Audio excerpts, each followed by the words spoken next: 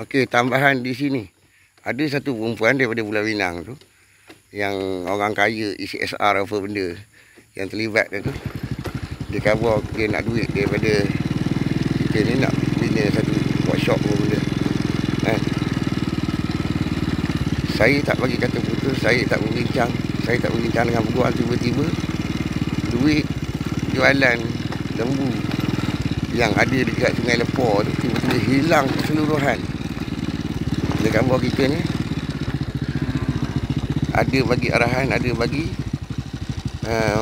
bantuan dia untuk bengkel dia, kumpulan ni. Kita nak siasat, minta pihak polis siasat dengan terperinci statement dia yang ada dalam media sosial ni, kan. Pada sebelum ni dia mengatakan kita ni memberi tanggungan dekat situ. Kita nak minta pihak polis adakan satu ujian nukleik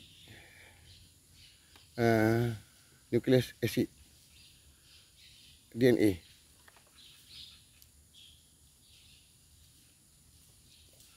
pada anak tu tadi, kan, yang dia kata ada kaitan apa benda, adik ipar, abang ipar tu kan, kejadian tu kan. Kumpulan ni dia perangkap saya sejak CPJ. Jadi dekat CPJ dekat Selangor. CPJ Selangor dekat Kuala Lumpur sekali. Saya kena bertugas dekat 5 tempat, 5 bahagian dekat situ. Untuk proses pembelajaran lah dekat situ. Kan.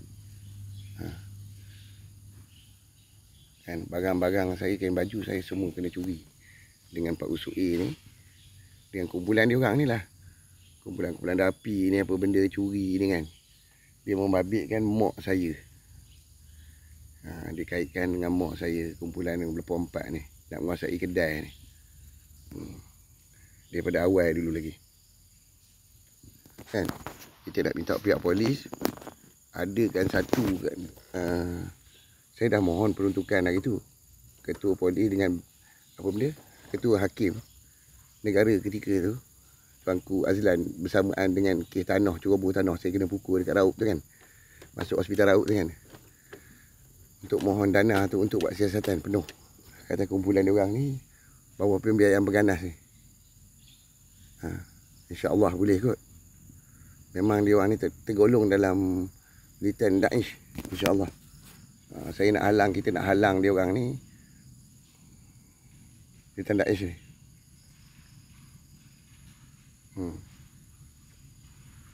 Okey, ni ada satu lori yang ada kaitan dengan hasil ternakan dekat sini lah ni. Lori ni dikeluarkan hasil daripada mencuri barang-barang dekat sini, kawasan lembu dekat sini.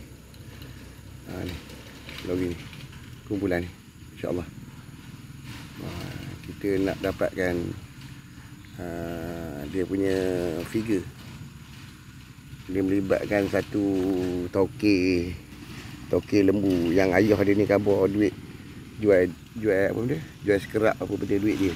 Dia rompok, dia pukul saya ketika tu, kan. Dia orang ni menyerang saya dekat camp GGK dekat Mersing ni tu. Kumpulan dia orang ni. InsyaAllah. Minta tolong kumpulan apa benda GGK ni,